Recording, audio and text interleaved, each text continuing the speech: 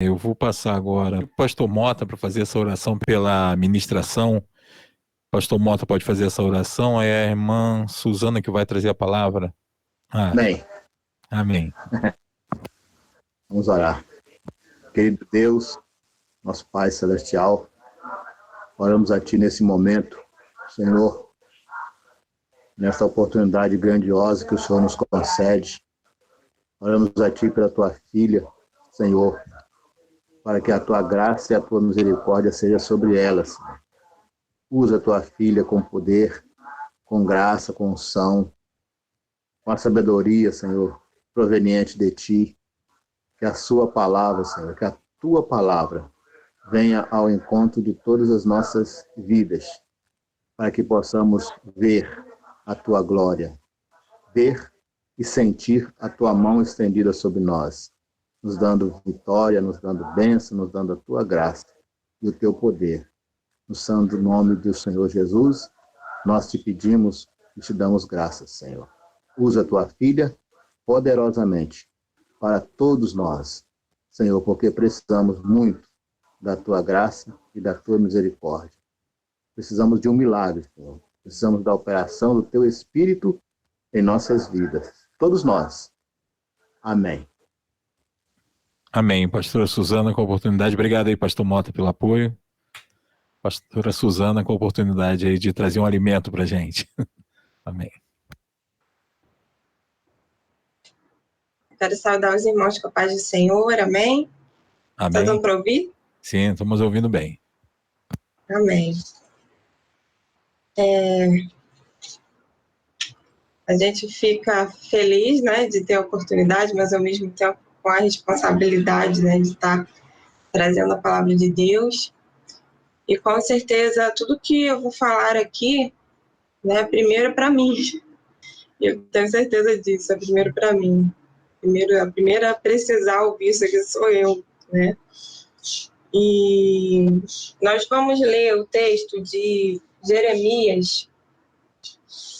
Está lá em Jeremias, capítulo 29, a partir do versículo 11.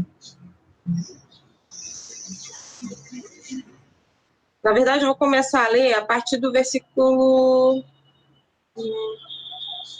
a partir do versículo 1. Jeremias 29, a partir do versículo 1.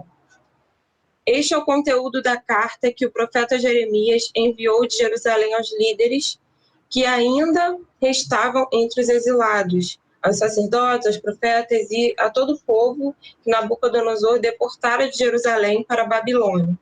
Isso aconteceu depois que o rei Joaquim e a rainha mãe, os oficiais do Palácio Real, os líderes de Judá e Jerusalém, os artesãos e os artífices foram deportados de Jerusalém para a Babilônia.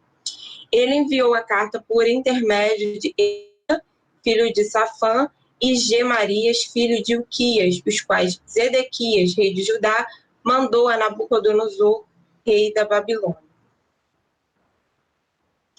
A carta dizia o seguinte: assim diz o Senhor dos Exércitos, o Deus de Israel, a todos os exilados que deportei de Jerusalém para a Babilônia. Construam casas e habitem nelas, plantem jardins e comam dos seus frutos, casem-se, tenham filhos e filhas, escolham mulheres para casar-se com seus filhos e deem suas filhas em casamento, para que também tenham filhos e filhas. Multipliquem-se e não diminuam.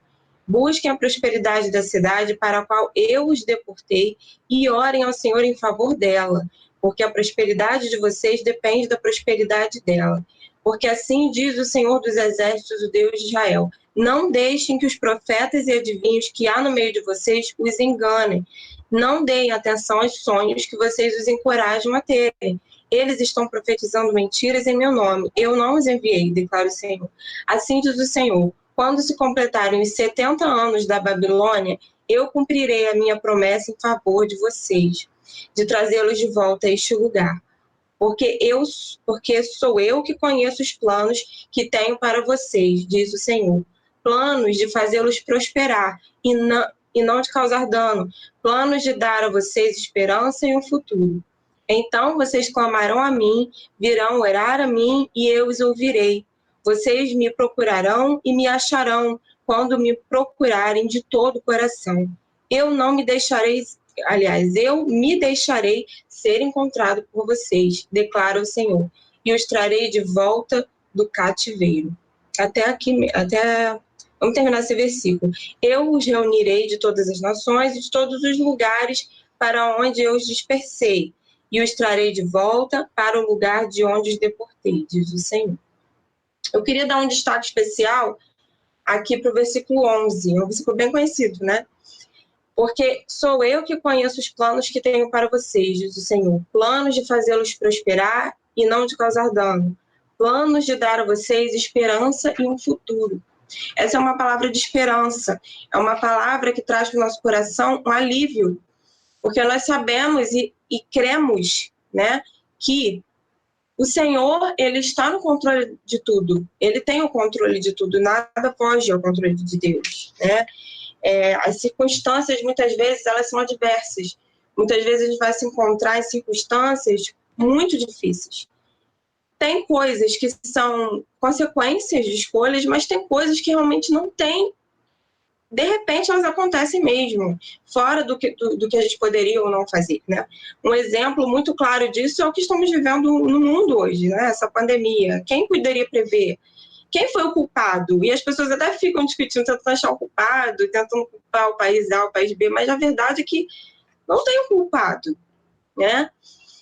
Então, assim, são circunstâncias que acontecem e que nós nos encontramos muitas vezes que não dependem de nós. E são circunstâncias das quais a gente pode até tentar sair, mas pelas nossas forças a gente não consegue sair. E a gente pode fazer de tudo, né? Tem situações assim, você vai bater em portas, você vai fazer de tudo, você vai fazer tudo ao teu alcance e você não vai ver as coisas mudarem. E até mesmo quando elas mudarem, vai ser de um jeito que você não espera, né? Vai ser de um jeito meio diferente. Nossa, mas eu não esperava que isso fosse acontecer assim. Mas a gente tem que entender que os planos que Deus tem para nós, eles não são os nossos planos. Temos que entender que Deus, ele nos surpreende muitas vezes, né? E aqui nesse contexto aqui que a gente leu, né, o Senhor avisa para eles claramente, olha, 70 anos, vão precisar passar 70 anos até que eu cumpra a minha promessa para vocês. E ele fala assim, vocês vão ficar cativos e vocês vão ter que viver ali, vocês vão ter que construir casas, né? Foi uma coisa que a gente leu no início. Vocês vão ter que construir casas, vocês vão ter que dar suas filhas em casamento, ou seja, vivam, plantem, colham desses frutos, se alimentem desses frutos, ou seja, vivam, tenham paciência, tenham paz onde vocês estiverem. Parem de tentar sair disso porque não tem como sair. Em outras palavras, era isso que ele estava dizendo. Vocês vão passar 70 anos aí, mas vivam, tenham paz. E ele orienta aquele povo a orar, não é mesmo? Ali no versículo... Vou voltar aqui no versículo. No versículo 7, ele diz, busquem a prosperidade da cidade para a qual eu os deportei e orem ao Senhor em favor dela. Sabe? Então ele orientou aquele povo a orar por aquela cidade. Eles não faziam parte daquela cidade, eles estavam ali como, né, estrangeiros, mas eles tinham que orar para quê? Para que a prosperidade deles viesse também, porque dependia da cidade, né? Foi assim que o Senhor falou com eles. Então, isso traz para nós também uma orientação para os nossos dias. A gente precisa manter a paz. Isso era uma forma deles manterem a paz. Aqui fala em prosperidade, mas em outra versão a gente vai ver falando sobre paz. A paz de vocês vai depender da paz da cidade onde vocês estão. Então, orem pela cidade. Não importa se são inimigos, não importa se vocês estão ali à força, orem por eles, sabe? Isso nos traz assim, uma palavra muito clara sobre, para nós mesmos, né? O que devemos fazer no meio da adversidade. Precisamos orar por aqueles que estão ao nosso redor, não importa o mal que eles possam estar nos causando, não importa a dificuldade que estamos atravessando, precisamos orar pelos que estão ao nosso redor, né? E promover a paz, não somente orar, mas promover a paz, aqueles que estão ao nosso redor. Promover a paz, não abrir a boca para falar o que não se deve, né? Não criar confusão. A gente sabe que tem pessoas, infelizmente, que têm esse hábito, criar confusão, falar o que não deve, falar na hora errada, falar as coisas erradas. Quando a palavra de Deus nos orienta a não fazer isso, mas falar no momento certo, calar no momento certo, ser tardio no irar-se, né? E quando for falar, pensar antes de falar, sabedoria, a gente vê ali em Provérbios, né? Em Eclesiastes, a gente vê falando muito sobre a sabedoria, sobre demorar para falar, pense antes de abrir a sua boca para falar, e tudo isso está relacionado a essa paz que nós precisamos promover ao nosso redor. Nós não somos desse mundo, nós estamos aqui, né, como estrangeiros nesse mundo, é assim que a palavra de Deus nos diz. Então precisamos estar aqui, assim como quem não é desse mundo, mas convivendo, né, vivendo em comunidade, cuidando das pessoas, demonstrando o amor pelas pessoas, o respeito, e cuidando, e ao invés de julgar, né, cuidar, porque a nossa tendência humana, essa tendência ruim que nós temos de julgar o outro, de julgar as atitudes dos outros, né? Ao invés de olhar primeiro para nós mesmos, e promover a paz está relacionado a tudo isso, meus irmãos, a nos examinar primeiro, a olhar para dentro de nós primeiro, a olhar, será que eu tenho, meu procedimento está correto? Pensar, será que eu tenho feito a diferença na vida dos que estão ao meu redor? Será que eu tenho feito o melhor possível que eu posso fazer? Será que, sabe, eu poderia estar fazendo mais? Então, trazer a paz, promover a paz, orar, estar na presença de Deus buscando, e lá mais para frente ele vai falar sobre buscar, né? E ele fala que naquele momento ele vai se deixar ser encontrado, e mais lá para frente, quando se completarem os 70 anos da Babilônia, versículo 10, eu cumprirei a minha promessa em favor de vocês, de trazê-los de volta para este lugar. Porque sou eu que conheço os planos que tenho para vocês, diz o Senhor, planos de fazê-los prosperar e não de causar dano, planos de dar a vocês esperança e um futuro. Então vocês clamarão a mim, virão orar a mim, e eu os ouvirei. Vocês me procurarão e me acharão quando me procurarem de todo o coração. O que é procurar? O que é buscar a Deus de todo o coração? O que é isso? O que isso significa na prática, no dia a dia? Como posso procurar a Deus de todo o meu coração? A palavra buscar, procurar, ela nos remete àquela ideia de direcionar todos os nossos esforços para aquela coisa. Eu estou buscando um objetivo, então eu vou direcionar toda a minha vida para aquilo ali. Eu vou fazer né, a gente fala lá na administração, né? Eu vou estabelecer metas e objetivos, diferenciar metas e objetivos, mas trazendo para a vida real é isso, você vai colocar como um objetivo se aproximar de Deus, estar perto de Deus. E isso significa o quê? Né? A gente sabe, significa ter uma vida de oração, significa ter uma vida de adoração a Deus, e adoração aqui é uma palavra muito ampla, porque ela não envolve só cantar, ou só estar na igreja, ou só participar dos cultos, ou só ser alguém religioso, mas é muito mais do que isso, é viver uma vida que agrade a Deus, viver uma vida que honre, que glorifique o nome do Senhor em tudo que você fizer, no teu trabalho, no teu dia a dia, na tua casa. Não viver assim murmurações, mas sempre agradecendo a Deus, sempre com o seu coração grato por tudo. E eu estava até refletindo hoje sobre gratidão, né, aqui pensando, estudando aqui para falar com os irmãos, e eu estava pensando sobre gratidão, né, e estava pensando como é bom a gente ter fôlego, como é bom a gente poder puxar o ar e sentir aquele ar entrando nos nossos pulmões, que sensação boa, e é tão simples, mas é uma coisa tão boa, né, e são coisas, essas coisas simples a gente acaba só valorizando quando nos faz falta, quando falta, né, mas é tão preciosa, a nossa vida é tão preciosa, a nossa saúde é tão preciosa, estar com a nossa família é tão precioso, que possamos valorizar isso, irmãos, e ser gratos. E quando nós aprendemos a ser gratos pelas pequenas coisas, é assim que nós glorificamos a Deus. Ele já fez tudo por nós, né? O irmão Ayrton leu aquela passagem de Isaías 53, de quanto que Jesus teve que sofrer. Ele sofreu tudo aquilo para que hoje tivéssemos vida em abundância. Que possamos viver essa vida em abundância, enxergar o que é essa vida em abundância. Não é só depois, é agora também. Sim, nós temos a esperança da eternidade, da vida eterna, mas por que não viver uma vida em abundância aqui, mesmo com todas as adversidades, mesmo com todos os problemas, porque essas coisas sempre vão acontecer, as aflições sempre vão estar presentes aqui nessa vida, né?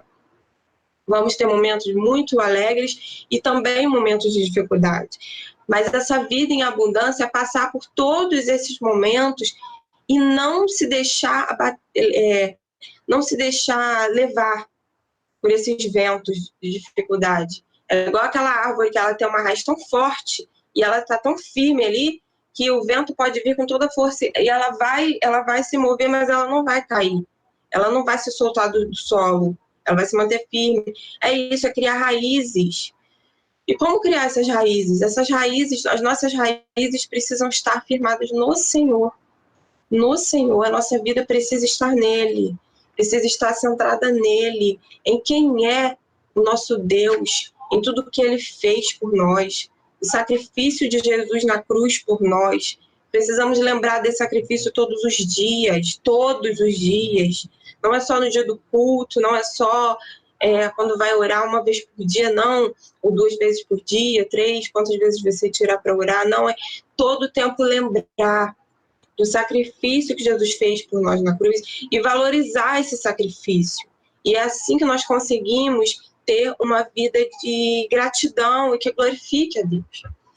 A nossa tendência é reclamar daquilo que nós não conseguimos alcançar, reclamar das dificuldades, das nossas dificuldades, das nossas limitações, mas que possamos enxergar Cristo e o sacrifício que ele fez por nós, que não foi em vão, não foi algo pequeno, com certeza não. Foi o preço, o alto preço que ele pagou por nós, para nos resgatar do pecado, nos resgatar da morte, né? E nos trazer para a luz, nos trazer das trevas para a luz. Que possamos estar sendo guiados por essa luz todos os dias, nos deixar guiar por essa luz.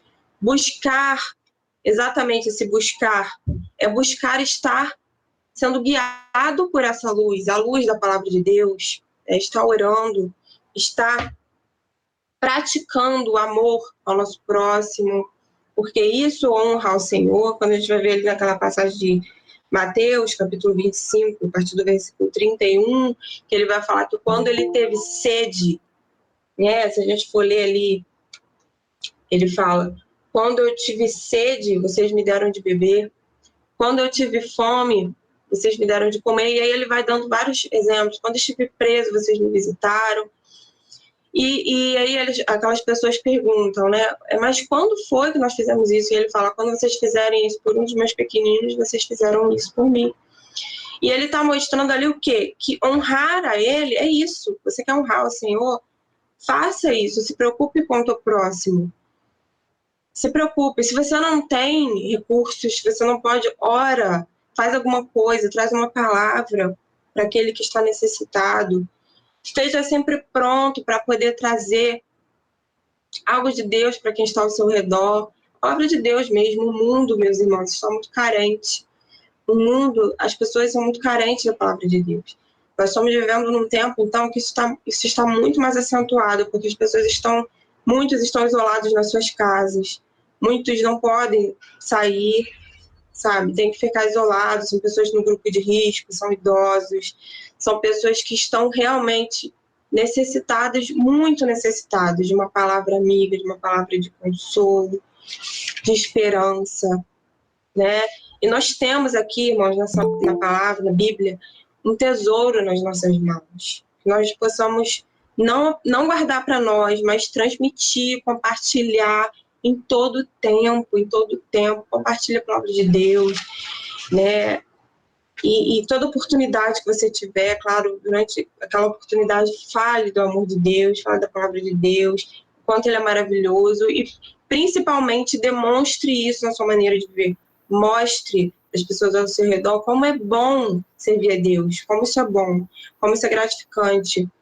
mesmo na dificuldade, o Senhor está presente na tua vida, o Senhor está aí onde você está. A gente está num período que o culto está sendo online e muitos podem ter a sensação que não é a mesma coisa, e realmente não é exatamente a mesma coisa, né, para nós, mas o Senhor Jesus é o mesmo e o poder dele não muda, não importa onde você esteja, se você estiver dentro de uma caverna, se você estiver no fundo do oceano, se você estiver no alto de uma montanha, sem sinal, sem nada, você está ali sozinho, mas o Senhor está ali com você e o poder dele não muda, e a vontade dele de te abençoar também não muda. Só depende de nós querer essa presença nas nossas vidas, a presença de Deus, a presença real de Deus na nossa vida, só depende de nós. E a palavra de Deus, ela nos mostra tudo o que nós precisamos fazer. É estar buscando, é estar procurando estar perto. E ela diz, buscar primeiro o reino de Deus e a sua justiça, e todas as outras coisas vos serão acrescentadas. Que possamos ser aqueles que buscam, que possamos ser aqueles verdadeiros adoradores, que vivem uma vida de adoração todos os dias, em todo o tempo, uma vida que agrade ao Senhor. Amém? Deixando sempre de lado a murmuração e tentando colocar aos pés do Senhor as nossas ansiedades, lança sobre Ele as suas ansiedades, e deixar que Ele cuide. Confiar, a palavra confiar, ela significa isso, entregar aquilo que eu não posso mudar, aquilo que eu não tenho como alterar, porque eu não sou superpoderoso. Colocar e confiar nele, que ele vai fazer aquilo que eu não posso alcançar com as minhas mãos. Isso é confiar. E que possamos ser todos os dias assim, gratos. Amém, meus irmãos? Que o Senhor possa guardar, que cada um possa guardar essa palavra no coração e que o Espírito Santo possa continuar ministrando nos nossos corações. Amém? Eu agradeço a oportunidade, em nome de Jesus. Amém, minha irmã. Obrigado. Esses dias eu estava vendo uma reportagem e a respeito daquele problema todo ali em Manaus, a respeito do ar, e quando a irmã falou isso, não tinha como eu não lembrar das cenas que eu estava vendo ali, porque as pessoas queriam respirar, né? E agora mesmo a gente tem, olha que coisa maravilhosa que a gente está fazendo, mas qual o valor que isso tem no momento para a gente, porque a gente nem pensa, né, o tamanho do valor disso.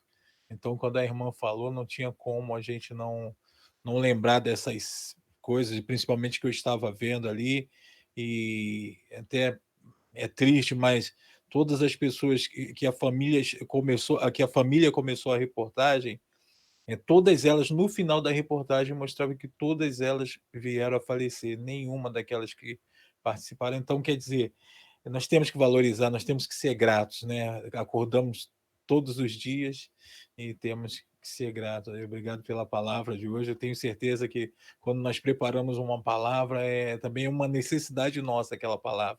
O que nós vamos trazer é realmente primeiro para a gente, né? Então, obrigado aí mais uma vez pela participação, minha irmã.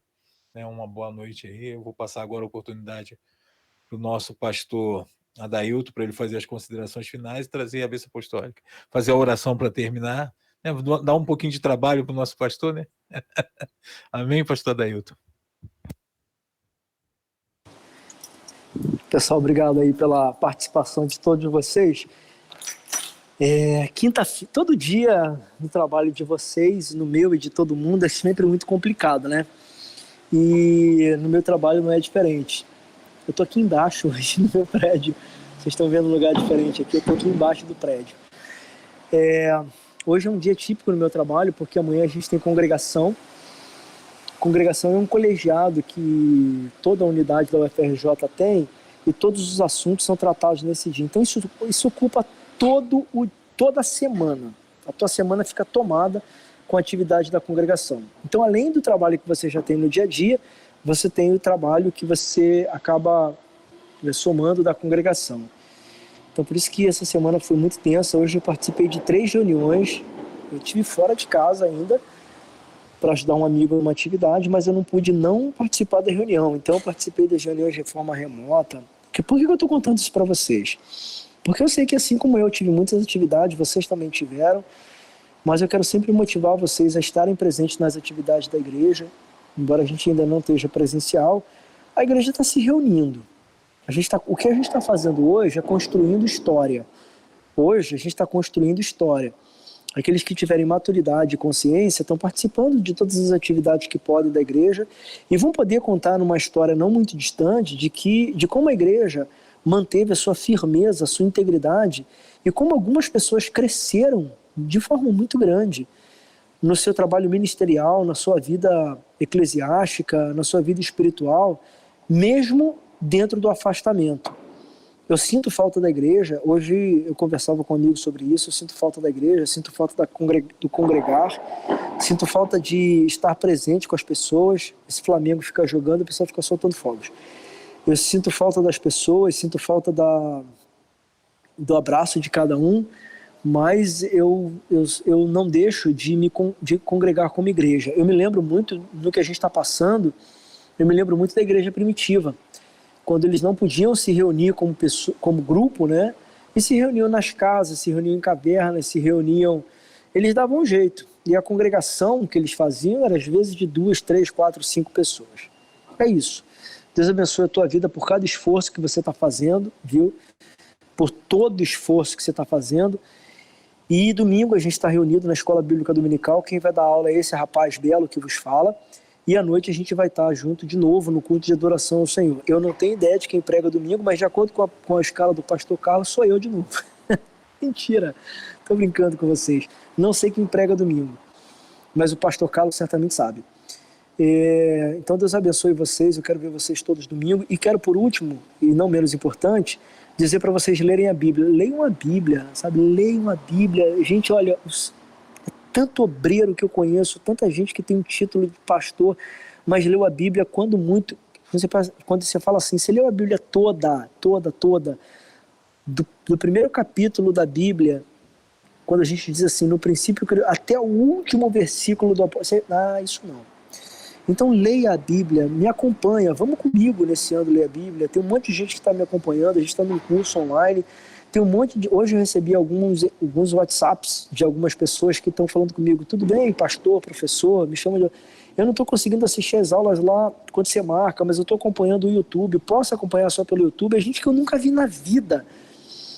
Não sei nem quem é. E aí eu falo assim, claro que pode, você deve acompanhar pelo YouTube. Olha, eu estou atrasado na minha leitura. Não tem problema, é gente que eu nunca vi. E eu fico muito contente de ver essa gente lendo a Bíblia. Então leia a tua Bíblia, leia.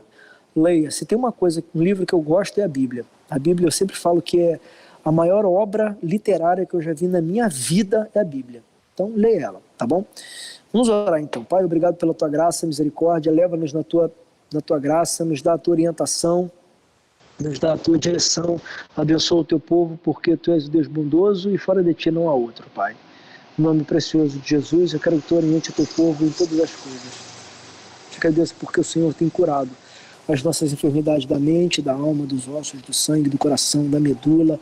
Cura as nossas enfermidades. Esse mundo que está tão doente, cura o coração desse povo. A graça de nosso Senhor Jesus Cristo, o amor de Deus, nosso Pai, a doce e preciosa consolação do Espírito Santo, seja com todos aqueles cujo ânimo não arrefeceu, cuja a vontade de conhecer a Deus não diminuiu e cuja intenção de ler a palavra de Deus continua tão forte e tão firme como sempre fora antes. E que Deus abençoe todos esses corações e todos digam amém.